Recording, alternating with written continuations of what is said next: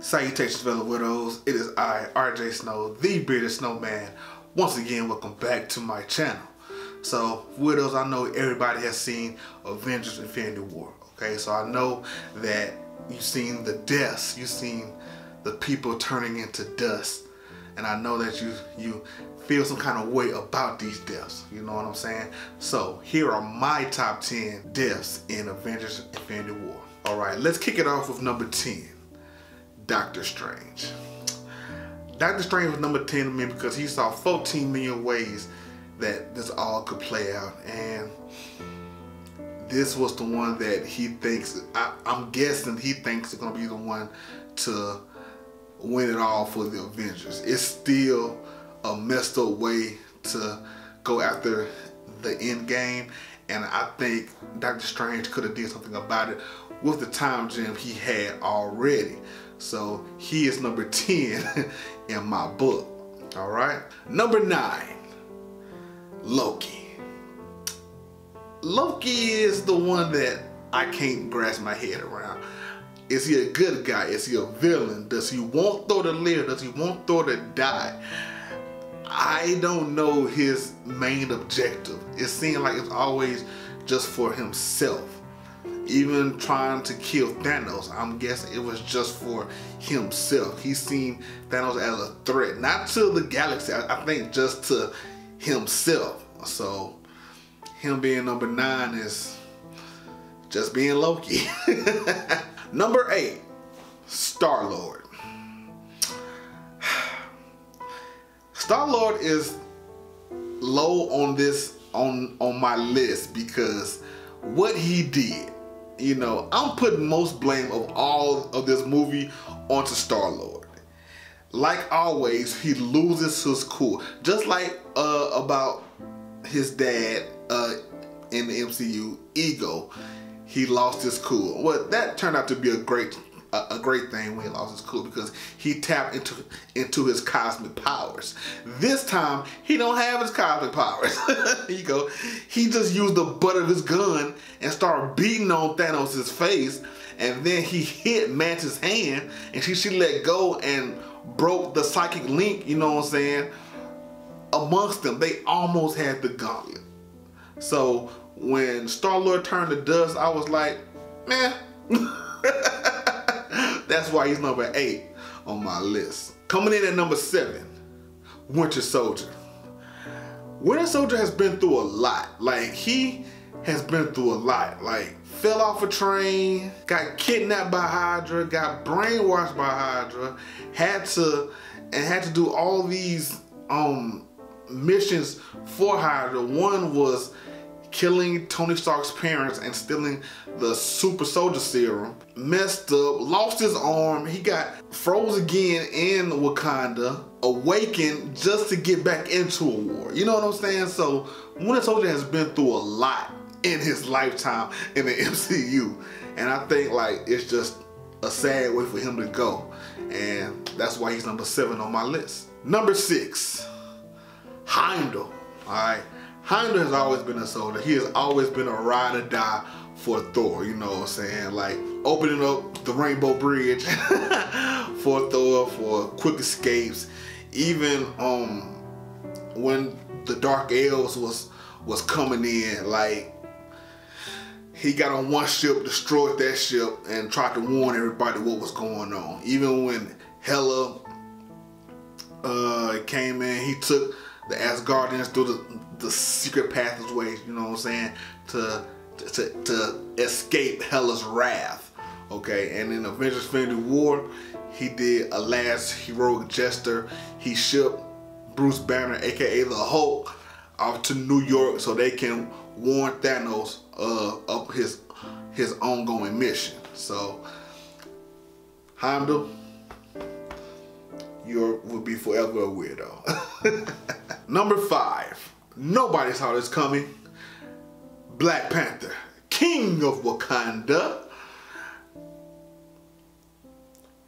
When he turned to ash, I was like, what? You know, all these theories about who's going to die. how many people's gonna die. I don't think nobody had T'Challa on that list. He just got to the MCU, so everybody was like, he's not dying. We know he's not dying. And when he was trying to get one of his soldiers off the battlefield, he turned into dust. Like I think my heart just dropped. Like, hold on. You know, I just think my heart just dropped. You know, it was just one of the things that it kind of just got to me. You know what I'm saying? So, Black Panther, man, you will be missed. Until the next movie. Number 4, Vision. Vision is high up on my list because he not only died once, he died twice, okay? The first time he died by the hands of his girlfriend, Scarlet Witch. Like, yo, you have the power to destroy the stone. You cannot hurt me. I only feel you. You know, and Scarlet Witch, she didn't want to do it. And they looked in each other's eyes. She crying, Vision just, take it away. You know, and she did her thing and she broke the stone. She broke the Mind Stone. And Thanos was like, I know what you did there for, my child. I have lost too. But there's no time for grievance. And he got that time stone and he did like a Jay-Z, bring it back, bring it back. And he turned back the hands of time, and Vision, he arose like, what? And Thanos grabbed him and picked the Mind Stone. He grabbed the Mind Stone out of his forehead, like, ka-ding! Like, and he just turned gray. Everything just went blackish gray. And Vision just laid on the battlefield.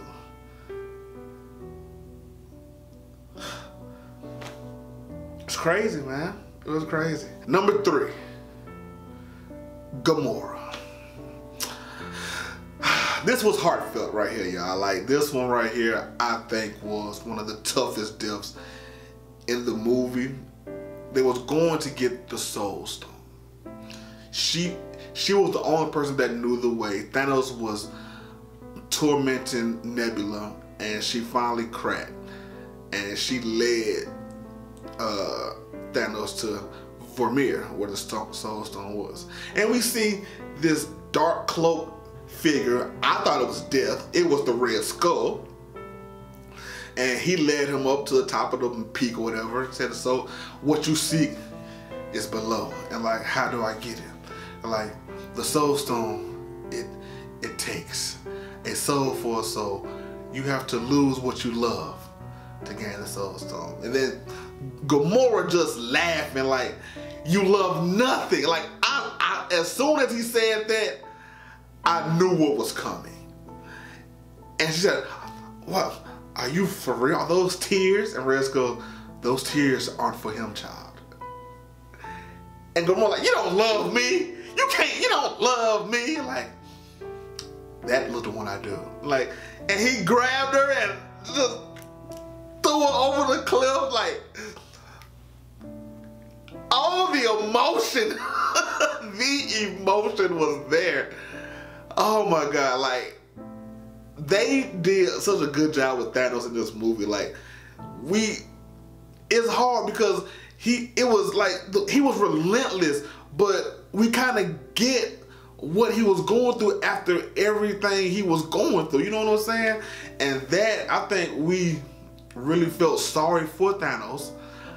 Just a tad bit, you know what I'm saying? But Gomorrah, oh man, that was hurtful. That was sad to watch. That was emotional to watch.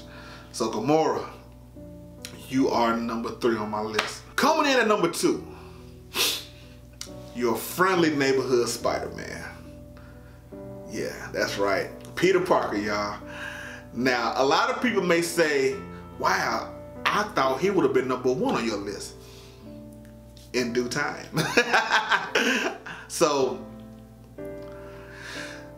at the beginning of the movie, you know, we see the ship coming. It was an Ebony Mars ship, you know what I'm saying? Like, he was going for the time stone from Doctor Strange. He caught Doctor Strange, got him in the ship, boom, boom, boom. Peter saw it. He went to it. He was the first one, contact, boom. And Iron Man said, yo, back off. I got this. Then he said, oh, I can't breathe, start falling. Iron Man got on with the Iron Spider suit. Ooh, looking all debonair, you know what I'm saying? And boom, he still stole away, all right? They ride, they rescue Doctor Strange. They go on Titan, all right? Now, they get into contact with half of the Guardians of the Galaxy. They fight and they find out they're friends. They want the same objective, beat Thanos, all right? Okay, long story short, all right? Thanos got all the gems. He snapped his fingers. Boom. Spider-Man. Mr. Stark, I don't feel so good. And you see Tony just hurt. Like, if he could, I mean, it would be him than Spider-Man. He grabbed Spider-Man and lay him down. And the way he looked like he's a 6-year-old child. Like, I don't want to go, Mr. Stark. I don't want to go. I don't feel so good. It's so emotional to watch. It's so emotional to watch. And it could be debatable, one of the hardest death in that movie. It could be debatable. Like, Spider-Man death, you know what? Spider-Man death was like the top death in the movie until I found out a bit of information that leads us to number 1. Groot. Now, if you don't know, Groot already died once in Guardians of the Galaxy. Now, they say this isn't the original Groot. This is like the son of Groot, okay? But it's still Groot, you know? Just a different Groot. Groot is like a teenager in Avengers Infinity War, all right?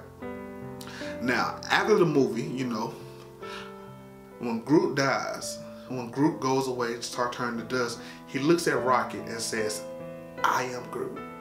And Rocket like, no, Groot, no. So, a fan of Avengers Infinity War asked James Gunn, the director of Guardians of the Galaxy, do you know what Groot said in his final words in Avengers Infinity War? And James Gunn told us what Groot said. He said, Dad. That's why Groot gets my top spot.